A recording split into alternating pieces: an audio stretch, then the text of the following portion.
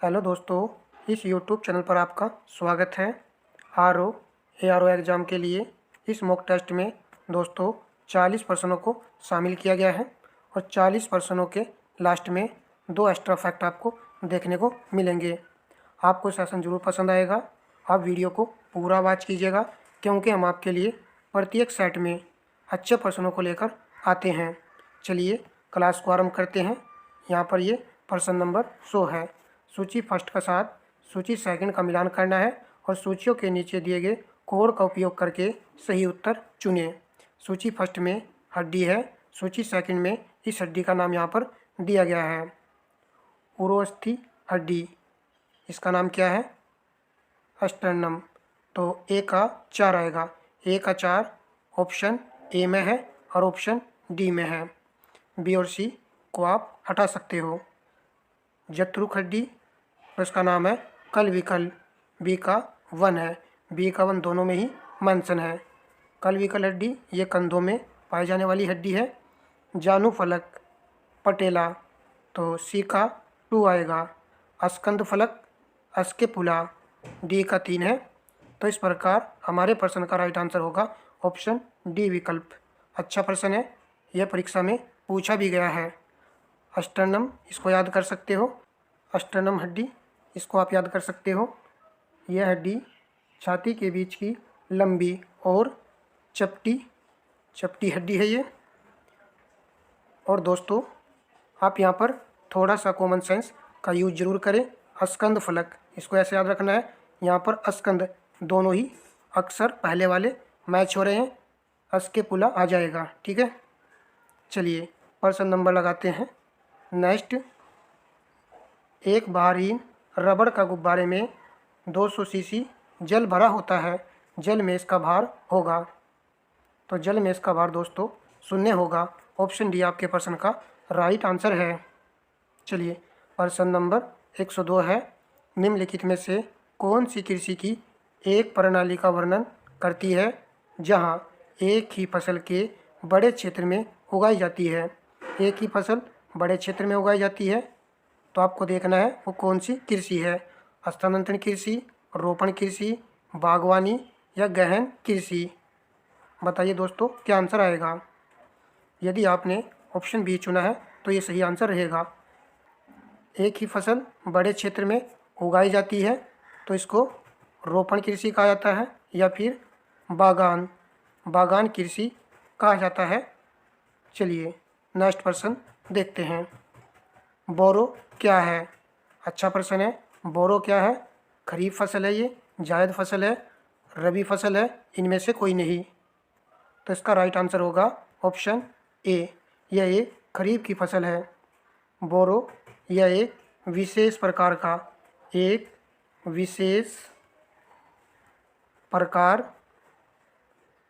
की चावल की किस्म है ये। इस चीज़ को याद रखेंगे। बोरो जो है एक विशेष प्रकार की चावल की किस्म है और चावल की जो फसल होती है वो खरीफ की फसल के अंतर्गत आती है। बोरो शब्द जो बंगाली भाषा का ये शब्द है। प्रश्न नंबर 104 है। रेशे के उत्पादन के लिए रेशम के कीड़ों को पालने को क्या कहते हैं? तो वेरी इजी है। ऑप्शन ए राइट आंसर होगा रेशम उत्पादन। तो ऑप्शन ए यहाँ पर सही उत्तर है। प्रश्न नंबर नेक्स्ट है। निम्नलिखित कथनों पर विचार कीजिए।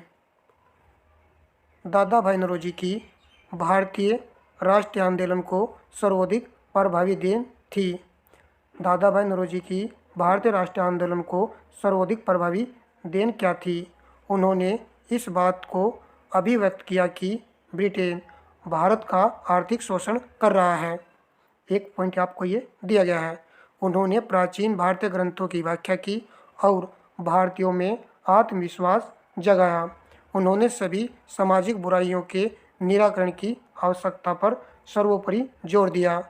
सही का आपको चयन करना है। देखिए यहाँ पर सही उत्तर आपको चुन लेना है। तो दोस्तों यहाँ पर केवल ऑप्शन ए सही है, यानी कि केवल पहले वाला पॉइंट यहाँ पर सही रहेगा।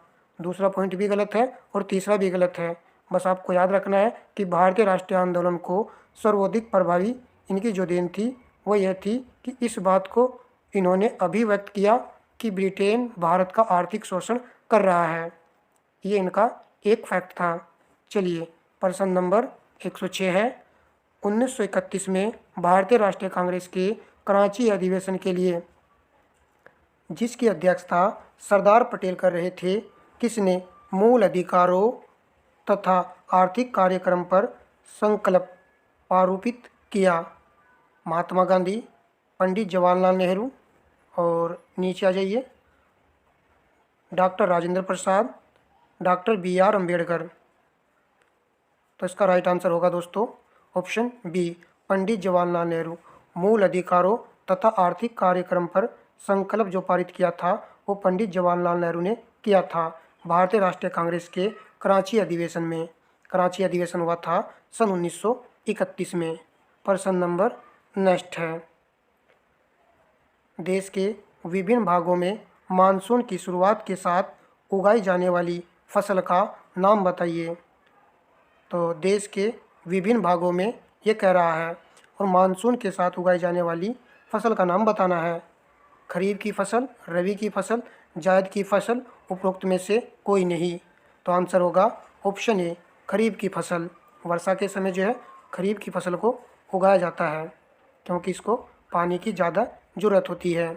108, खरीफ की फसल, रिक्त स्थान आपको फिल करना है।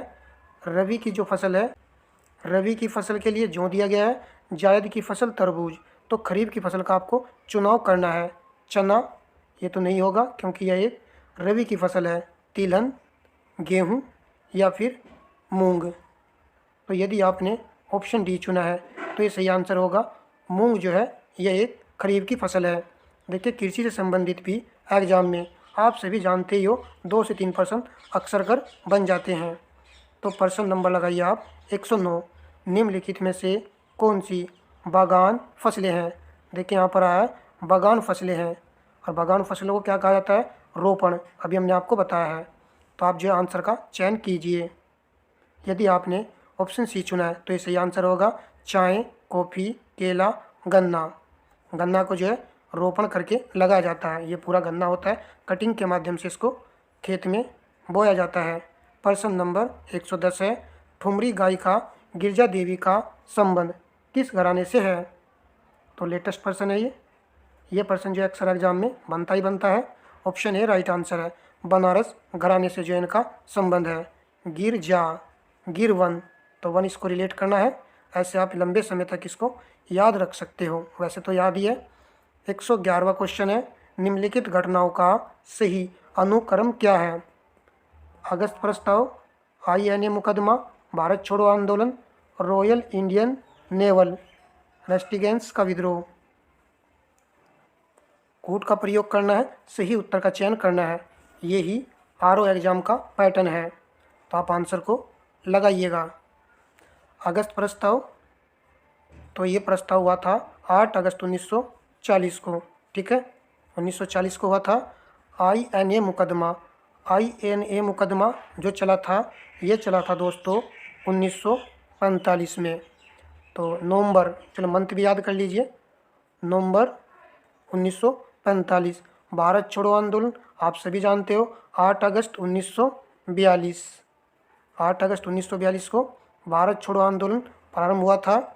रॉयल इंडियन नेवल रेंटिंग्स का विद्रोह, तो ये विद्रोह जो है शुरू हुआ था। हमने कई बार आपको ये क्वेश्चन बताया भी है। फरवरी, तो मंथ भी याद रखना है, फरवरी 1946 में ये विद्रोह हुआ था। तो अब जो है ईजिली तरीके से इसका आंसर लगा सकते हो। ऑप्शन ए राइट आंसर होगा। सबसे पहले 1940 आएगा, फिर 1942, फिर 1945, फिर 1946।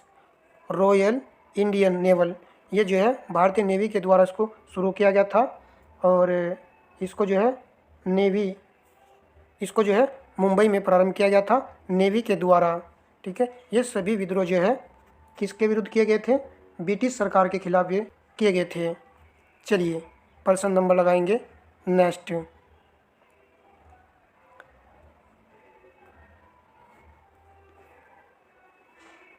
पहाड़िया जनजाति निवास करती है। पहाड़िया जनजाति है कहाँ पर निवास करेगी? बहराइच में, ललितपुर में, पीलीभीत में, सोनभद्र में। तो थोड़ा सा रिलेट कीजिए, याद रहेगा। सोनभद्र राज्य में ये निवास करेगी। नाम ही है पहाड़िया जनजाति। ऑप्शन के हिसाब से आपने डी चुना होगा। निम्नलिखित में से कौन सा उत्तर प्रदेश का लोक नृत्य नहीं है? चरकुला, दादरा, कर्मा, मुरिया। तो ऑप्शन डी राइट आंसर है, मुरिया नहीं है। इसको जरूर याद रखना है, मैंने पहले बताया था आपको। दादरा ये उत्तर प्रदेश का लोक नृत्य है। ठीक है, चलिए प्रश्न नंबर लगाएंगे 114। धुरिया लोक नृत्य अवध का है, बुंदेलखंड का है, पूर्वांचल का है, रुहेलखंड का है? आंसर आपको चुनना है। ऑप्शन बी राइट आंसर है, बुंदेलखंड का है। प्रश्न नंबर 115 है। निम्नलिखित में से कौन सा विश्व धरोहर स्थल नहीं है? एक यहाँ पर विश्व धरोहर स्थल नहीं है। आगरा का किला, फतेहपुर सीकरी, ताजमहल, अकबर का मकबरा। तो ऑप्शन डी राइट आंसर है, अकबर का मकबरा दोस्तों ये विश्व धरोहर स्थल में शामिल नहीं है। चलिए, सेशन पसंद आएगा तो ईमानदारी से दोस्तों वीडियो को लाइक कर देना है। आप सभी जानते हो किस प्रकार के प्रश्न भी एग्जाम में देखने को 100% मिलेंगे। सभी तरह के प्रश्नों को हम आपको उपलब्ध कराते रहते हैं। निम्नलिखित में से कौन जल प्रदूषक नहीं है? एक यहाँ पर जल प्रदूषक नहीं है, तो ऑप्शन डी राइट आंसर है, सल्फर डाइऑक्साइड। ये एक गैस है जो कि वायु प्रदूषक है।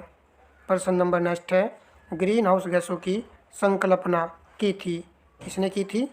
तो आंसर रहेगा ऑप्शन सी, जोसेफ फोरियन ने जो है ग्रीन हाउस गैसों की संकल्पना की थी। नेक्स्ट प्रश्न लगाते हैं। निम्नलिखित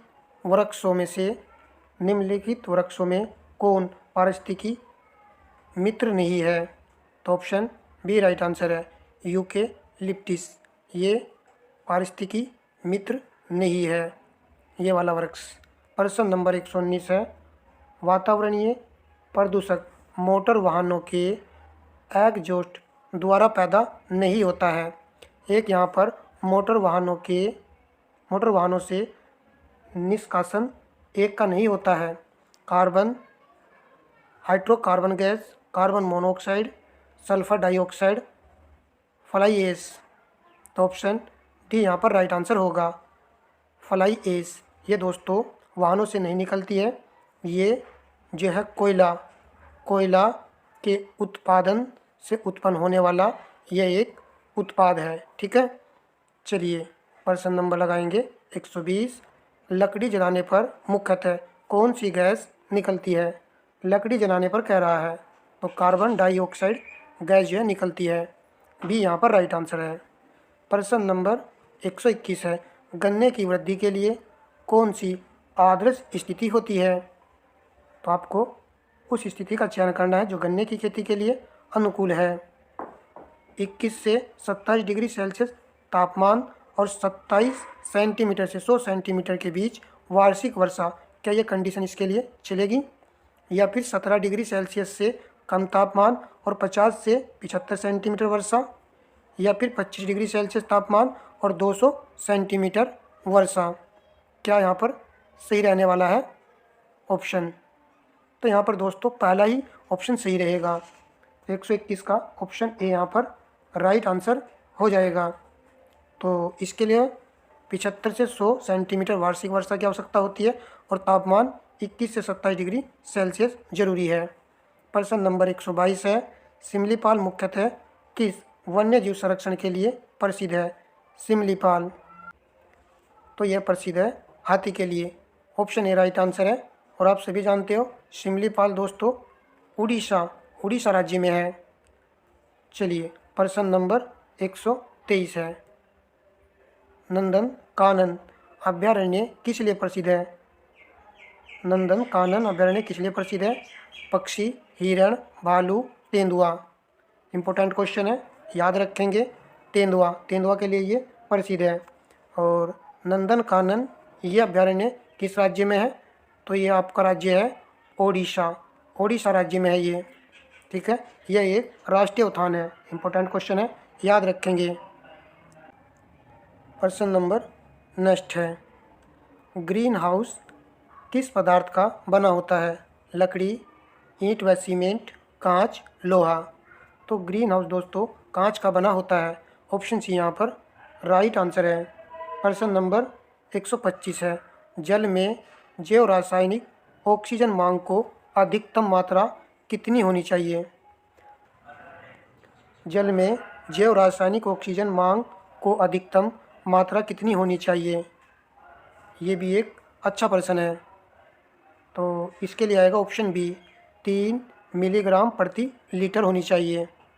प्रश्न नंबर 126 है, यूरो सेकंड नामर्स का संबंध किस क्षेत्र से है? तो इसका संबंध प्रदूषण नियंत्रण से है। ऑप्शन ए आपके प्रश्न का सही उत्तर है। प्रश्न नंबर 127 है, वैश्विक तापमान के बढ़ने की समस्या से निपटने के लिए अपने लोगों पर कार्बन कर लगाए जाने का प्रस्ताव करने वाला विश्व का पहला देश कौन बना है? तो ऑप्शन डी राइट आंसर है, न्यूजीलैंड। देखिए दोस्तों, वैश्विक तापमान के बढ़ने की समस्या को देखते हुए अपने लोगों पर कार्बन टैक्स लगाने वाला न्यूजीलैंड विश्व का पहला देश बना है। तो डी यहाँ पर सही था। प्रश्न नंबर 128 है, बायोडीजल इससे बनता है। बायोडीजल बनता है ऑयल से। ऑप्शन सी सही आंसर है। आप हमारी प्रत्येक क्लास को वॉच किया करो, इससे क्या होगा, ज़्यादा बेनिफिट आपको देखने को मिलेगा एग्ज़ाम में। ठीक है दोस्तों, चलिए प्रश्न नंबर 129 लगाते हैं।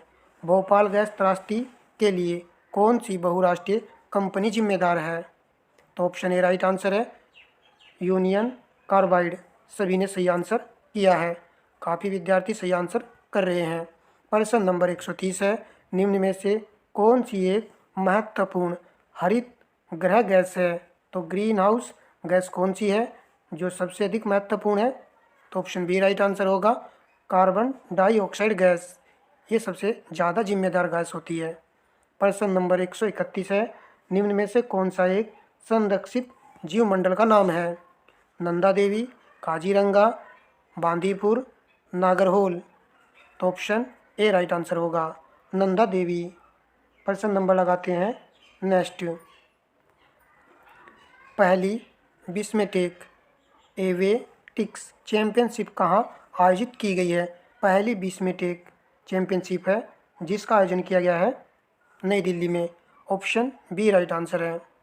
प्रश्न नंबर 133 है, निम्नलिखित में से कौन सा उद्योग सर्वाधिक नॉन बायोडिग्रेडेबल वेस्ट उत्पन्न करता है?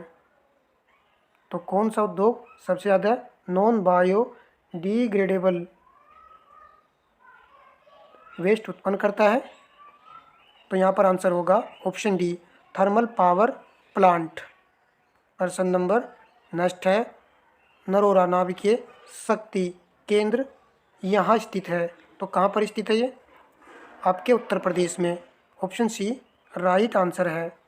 प्रश्न नंबर 135 है, कार्तिकेय एक लोक नृत्य है। बुंदेलखंड का, अवध का, पूर्वांचल का, रोहिलखंड का। तो 135 का आंसर बनेगा ऑप्शन ए। ऑप्शन ए चुनने वालों का राइट आंसर है, बुंदेलखंड का है। प्रश्न नंबर 136 है, उत्तर प्रदेश में जैन एवं बौद्ध दोनों का प्रसिद्ध तीर्थ स्थान है। तो झटाक से आपने ऑप्शन बी चुन लिया है, कौशाम्बी। प्रश्न नंबर 137 है, कॉमनवेल्थ अटॉर्नी और सोलिसिटर जनरल कॉन्फ्रेंस कहाँ आयोजित की गई है? तो इसका भी राइट आंसर होगा ऑप्शन डी, नई दिल्ली में। नई दिल्ली में इसको आयोजित किया गया है। प्रश्न नंबर 138 है, आग बुझाने में किस गैस का प्रयोग होता है? आग बुझाने में। तो ऑप्शन बी राइट आंसर है, कार्बन डाइऑक्साइड गैस। यदि आपसे प्रश्न में ये पूछ ले कि बिजली, चलिए ये एक्स्ट्रा फैक्ट है, बिजली की आग बुझाने में किस गैस का प्रयोग किया जाता है? आपको CO2 दे दे और आपको CTC दे दे, तो आप किसको चुनोगे इन दोनों में से? तो आपको इन दोनों में पहला जो रेफरेंस देना है वो CTC को देना है, कार्बन टेट्राक्लोराइड गैस को आपको चुनना है। ठीक है, चलिए प्रश्न नंबर नेक्स्ट है, हाल ही में खबरों में रही रोटोरुआ झील किस देश में स्थित है?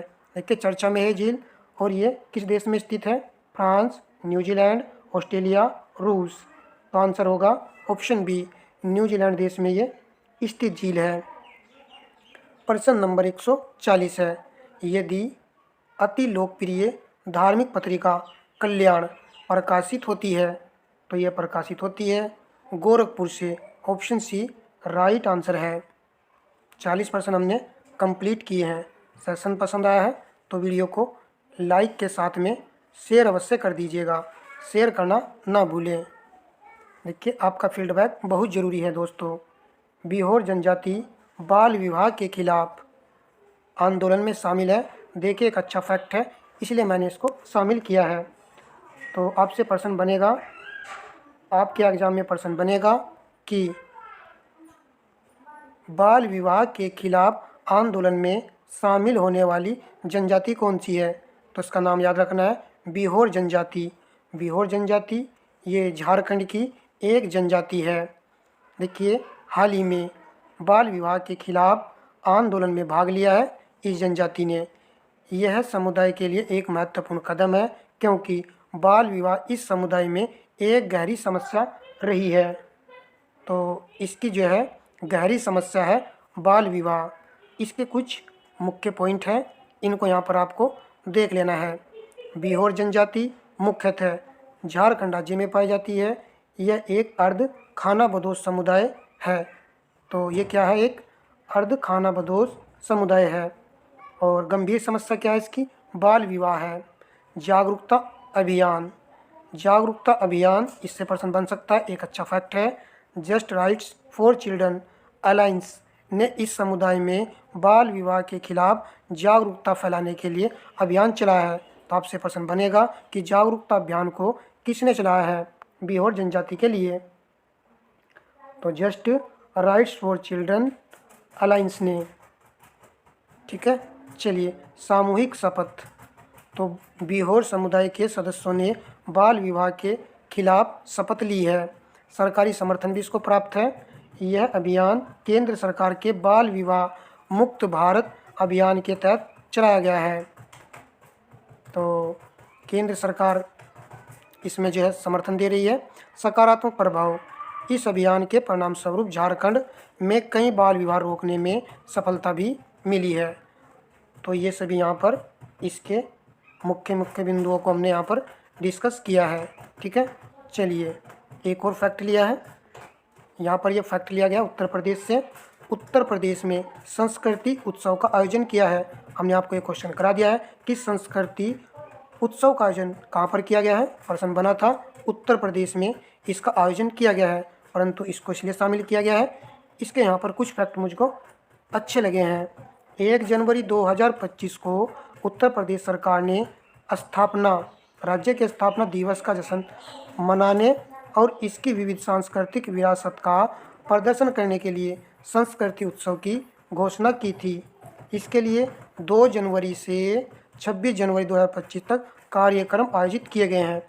तो ये चीज़ याद रखनी है, जो सांस्कृतिक उत्सव का आयोजन किया गया है उत्तर प्रदेश सरकार के द्वारा, डेट याद कर लेनी है। और फिर उसके बाद ही 2 जनवरी से 26 जनवरी 2025 तक कार्यक्रम जो है आयोजित किया गया है संस्कृति उत्सव। इसके मुख्य बिंदु को यहाँ पर आप देख सकते हो। मुख्य बिंदु में क्या? सांस्कृतिक विविधता का जश्न। ठीक है, यह उत्सव शास्त्रीय, अर्धशास्त्रीय और लोक संगीत सहित विभिन्न कला रूपों के माध्यम से उत्तर प्रदेश की समृद्ध सांस्कृतिक विरासत को बढ़ावा देने और संरक्षित करने का प्रयास करेगा। जो उत्तर प्रदेश की सांस्कृतिक विरासत है उसको इससे क्या मिलेगा? बढ़ावा मिलेगा। राज्य स्तरीय प्रतियोगिताएं, इससे क्या होगे? राज्य स्तर पर जो है प्रतियोगिता स्तरों में भी वृद्धि देखने को मिलेगी। कलाकारों को अपनी प्रतिभा प्रदर्शित करने का मंच जो है इससे प्राप्त होगा। विविध कला रूप ख्याल, ध्रुपद, ठुमरी, दादरा, कजरी, कव्वाली आदि विभिन्न शास्त्रीय और लोक संगीत विधाओं में प्रतियोगिताएं आयोजित की गई। तो इन सभी की जो प्रतियोगिताएं आयोजित की गई हैं, सांस्कृतिक विरासत को बढ़ावा देना, इसका जो है मुख्य उद्देश्य है। तो याद रखेंगे, सांस्कृतिक विरासत को बढ़ावा देना इसका उद्देश्य है। अपनी सांस्कृतिक विरासत का जश्न मनाकर उत्तर प्रदेश के लोगों में गौरव सम्मान की भावना को पैदा करना जो है इसका उद्देश्य है। तो ठीक है दोस्तों, इस प्रकार हमने इस वीडियो में 40% कवर कर लिए हैं और ये 2 फैक्ट देखे हैं। आपको सेशन जरूर पसंद आया होगा, ठीक है। परंतु जो भी क्लास आपको मैं दे रहा हूँ वो सभी अच्छे लेवल की दे रहा हूँ। देखिए, जिस दिन वीडियो ना आए तो आप प्लेलिस्ट का यूज करके वहाँ से भी वीडियो को वॉच कर सकते हो, क्योंकि हमने आपको सभी अच्छे लेवल के प्रश्न उपलब्ध करा रखे हैं। धन्यवाद दोस्तों।